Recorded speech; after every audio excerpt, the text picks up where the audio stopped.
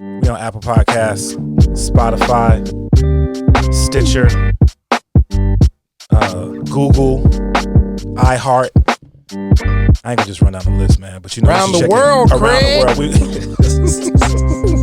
We literally, and I be trying to give shout outs, like, you know, as I should, man. They rock with us. They rock with us in the UK, heavy. You know what I'm saying? Brazil consistently be rocking with us. All of that, man. So shout out to y'all. If you haven't yet, you got to check us out on the DJ Klyph YouTube channel. We on the video situation now. We just doing it all. And then, of course, special thanks to everybody who supports the podcast in real tangible ways, man. I got to give a shout out right off top to my folk at Acapella Apparel. If you checking us out on the YouTube page, which you should, you see I'm rocking a brand new Lion Heads joint. Acapella Apparel just released these. They are That's available. nice, man. You know what I'm saying? Yeah. You know what I'm saying? Good threads, good quality material. So shout out to Acapella. You can check them out at acapella.com. That's AKEPELE.com. Good folk, good clothing. You know what I'm saying? It's clothing for the music lifestyle. So this voice, man, this next voice, it may sound familiar. If you just starting to get into the Klyph Notes podcast, maybe you haven't gone that far back. You may not have heard the episode that we did. But the voice sounds familiar because, you know, whenever you hear that disclaimer about you need to put the babies to bed, this is the voice that you hear. This is my homie, man. Like, you know, jokingly we say it's you know, we brothers from another mother. Just a solid dude, and it's always like I feel, you know, especially blessed to be able to do stuff like this because it just means we get to hang out. Right. But yo, let them know who you are. Man, DJ OG1, man. I'm hanging out here with my bro. Like, for real, though, what you said is really, when I do these kind of things with you, it's not really like an interview. It's like, okay, we're basically recording what we talk about anyway. Exactly. We just hanging out. Brothers Word. hanging out, man. Word, so word. I'm glad to be hanging out with my bro, man. That's It's what's up, it's bro. 2020, man. Yo, it's crazy, bro, that we are actually in the year 2020. Like, you know, I'm not like a big New Year's resolution or whatever Right. kind of guy. Me either. But I have to admit, man, when we were at the end of 2019, and I was prepping the show, the Welcome to the Neighborhood show, like, okay, what do I want to do? This, that, and the third. Like, I couldn't help but think, though, this is not only the end of the year, it's the end of the decade. For real, man. You know, and then you go and you look back at the last 10 years and everything that's happened, you know, to you personally in your life, the good and the bad, you know, areas that you've grown, areas that you've maybe fallen off. Mm-hmm. Like 10 years, yo. That's crazy, B. Yeah. And then obviously asking the question, how can I do better? Like, how can I do better this year than I did last year? Absolutely, man. And I think you're absolutely right. One of the things that I was looking at and kind of reflecting upon, and I do this, you know, often, but for some reason, you know, 2020 just made me kind of dig a little deeper, particularly because of the things that have gone on with me the last 3 years. And I had to look, okay, what have I done over the last 10 years? Yeah. Like, I'm always talking about, you know, making an impact, wanting to do positive things. And so I really kind of dug deep and was like, what, OG1, David Jackson, a.k.a. OG1, what have you accomplished over the last 10 years? And what were the challenges? And I had to weigh it out. And I was like, man, you know what? It's a lot easier to focus on what can be considered negative. Yeah. But then I started looking at the things that I had accomplished, and it was like, wow. Like, I did a lot of things in the last decade that I need to, I guess, sit back and really, I don't want to say pat myself on the back, but really have another level of appreciation of, you know, the work that I've done. And again, like you just said, now what's next? Yeah. Like, you've done that, and, you know, you always hear the statement, you're only as good as the last thing you did. Yeah. Yeah. And so I was like, okay, I've done a lot of things, coming up to 2019. And so what does 2020 and the next 10 years Yeah. look like for Yeah. me? Yeah. So one of the things that I know you've celebrated somewhat over the last couple of years is, in terms of the things you've done, accomplished, is you are in year 16 with the Trailblazers? No, 12. This is Year my 12. 12th year. 12th Yeah. year. Okay. I was trying to remember, did you celebrate? Because I knew it was a couple years ago you hit a Right. milestone. I remember it was 15 years or 10 Yeah. years. But 12 years as an NBA DJ, Yeah. that's pretty significant. Think about it, for a DJ here, Right. historical. Right. It's never been done. Right. First DJ to do that. Blessed though, man. Blessed. Yeah. Yeah.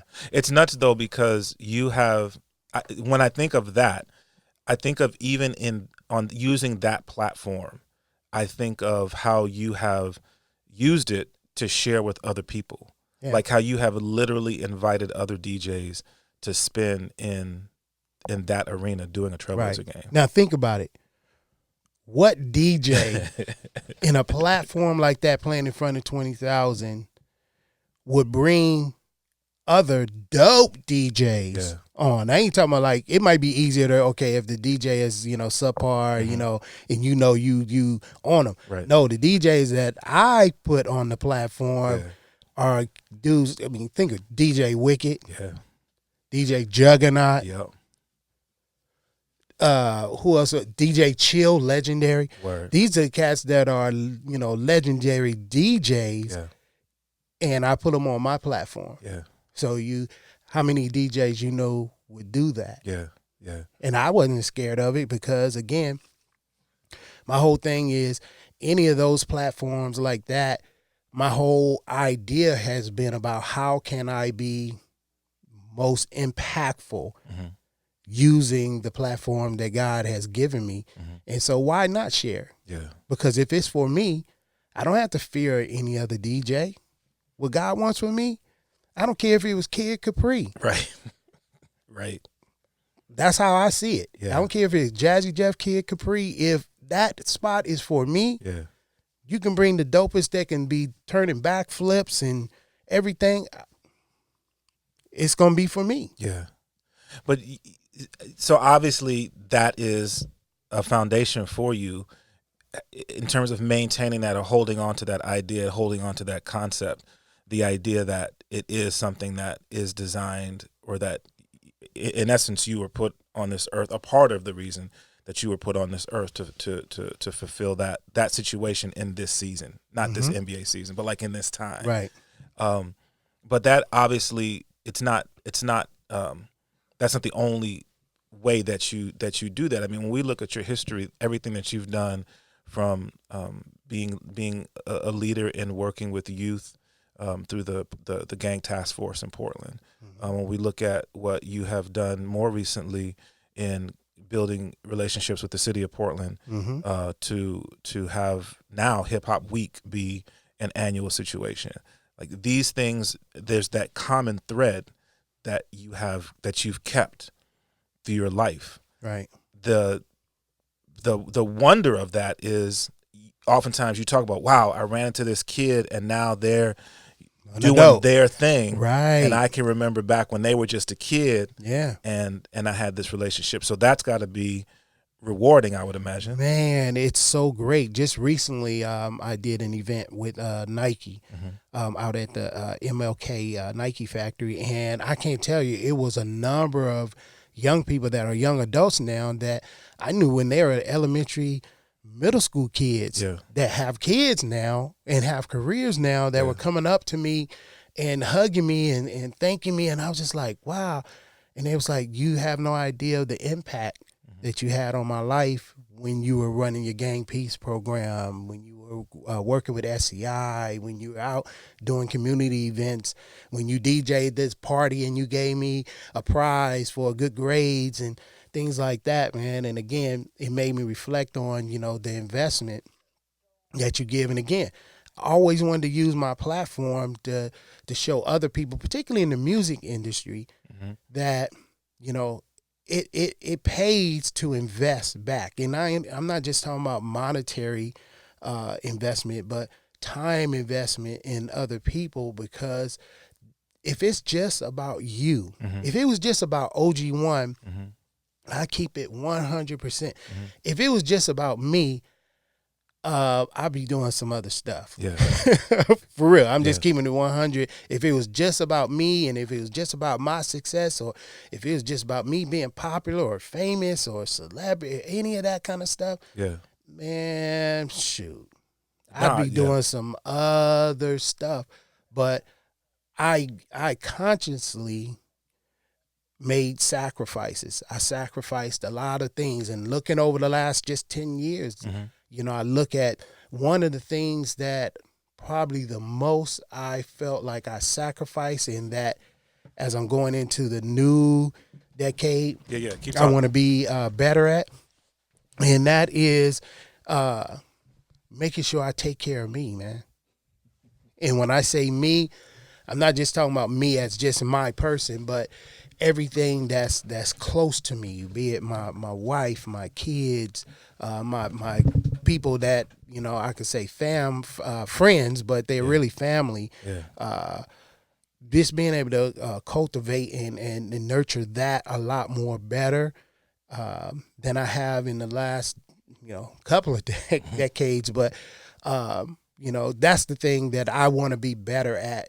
It's not changing my giving, but each year I try to come up with a model of sorts that I just kind of keep as a focus point. I know last year was really about clearing the clutter. That was my thing. Clear the clutter. That's whether it's personally, professionally, just get rid of those things that are not really relevant. I like to have around, Right.